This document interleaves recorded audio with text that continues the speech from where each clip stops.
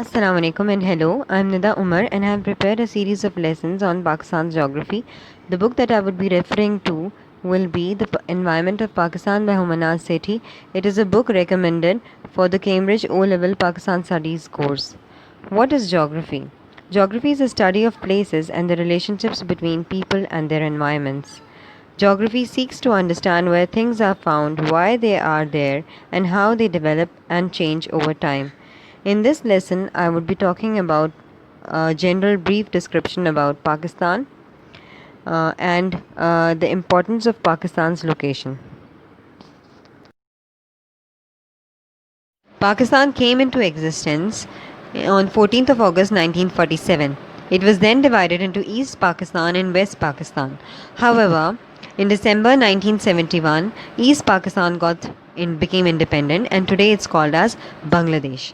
As far as its location is considered on the globe, Pakistan is situated between latitudes 24 degrees 35 minutes north and 37 degrees 5 minutes north, and longitude 61 degrees east and 78 degrees east. The total area Pakistan covers is around 796,096 square kilometers, which is pretty easy to remember because several numbers are being repeated.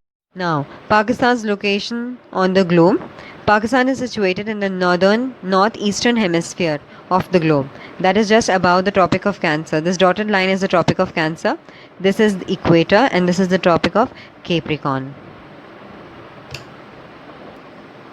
Pakistan is divided into 4 provinces: Punjab, Sindh, Balochistan, Khyber Pakhtunkhwa, and 2 autonomous territories, that is Azad Jammu and Kashmir and Gilgit Baltistan. Now, looking at the map, this is Balochistan, Sindh, Punjab. This is Khyber Pakhtunkhwa, not NWFP. The new name is Khyber Pakhtunkhwa, which also includes FATA, that is the federally administered tribal areas, and the 2 autonomous areas are Gilgit Baltistan and Azad Jammu and Kashmir. Now let's talk about Pakistan's neighbors. We've got 1, 2, 3, 4 neighboring countries that we share borders with, direct borders with. Pakistan shares borders with India. It shares borders on the northeast with China. On the west, it shares borders with Iran and Afghanistan. The longest border that we share is with India. Now, let us look at the importance of Pakistan's location. Strategically and economically, Pakistan's location is of immense importance. The reason being, it provides connection with the landlocked areas. Now, to understand what the landlocked areas are, let's quickly have a glance at this map. Now, this green Pakistan and all these neighboring states can be considered as landlocked areas. What is a landlocked state? A state which does not have an ocean on any of its border is called as a landlocked state. Such a state requires another state bordering an ocean or a sea to help it transfer goods or bring in goods into the state. Now, these states, that is Turkmenistan, Uzbekistan, Tajikistan, Kyrgyzstan, all these states can be considered are landlocked states, and but very much rich in natural resources like oil and natural gas.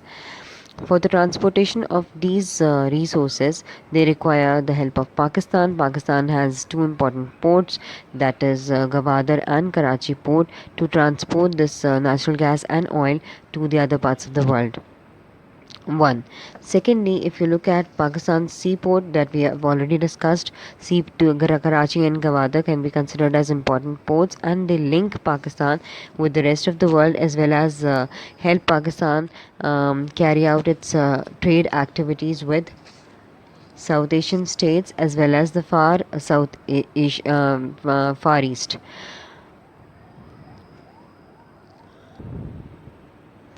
Pakistan lies at such a position that many of the air routes connecting the western and the eastern parts of the world pass through Pakistan, which is again a plus point. Untapped resources of the landlocked states, that is the Central Asian states, can be transported via Pakistan and Iran, and in this manner Pakistan can earn a lot of transit revenue. And another important thing that we can discuss about Pakistan's location is that Pakistan lies at a close proximity with the oil producing rich states, that is the Persian Gulf region, and this makes it easier for Pakistan to import oil from these areas, as well as export its goods to different parts of the world. Secondly, Pakistan sits very close to an economic giant, China, and China gets most of its oil from the Persian Gulf region. If China imports this oil via this route, that is, using its eastern coastal range, then it would not only be time consuming, but China would also incur a lot of transportation cost. But if China does the same thing via Pakistan, it will not only save its time but also be less expensive for China. So in this manner, Pakistan's location can be of great benefit for its neighboring states. Hence, Pakistan has started a number of projects with its neighboring states. One amongst them is the Pakistan Iran gas pipeline, which has been halted because of certain political issues, but it could be of immense benefit to Pakistan as well as Iran. And then CPEC, which is very much in the news, China Pakistan Economic Corridor. It can open a multitude of opportunities for both the states, provided that its terms and conditions are, renegotiated, keeping both the countries in view. Okay, so with this we end, but let's quickly summarize the importance of Pakistan's location. We can begin with the strategic and economic importance, and how Pakistan connects the world with the landlocked states, and the untapped resources of the landlocked states can be made available to the rest of the world through Pakistan. And then we can talk about Pakistan's seaports, how they are very important for Pakistan. And then the coastline, because of its coastline, Pakistan can easily trade with the South Asian and the Far Eastern countries, and it sits in a place where it connects the western part of the world and the eastern part of the world.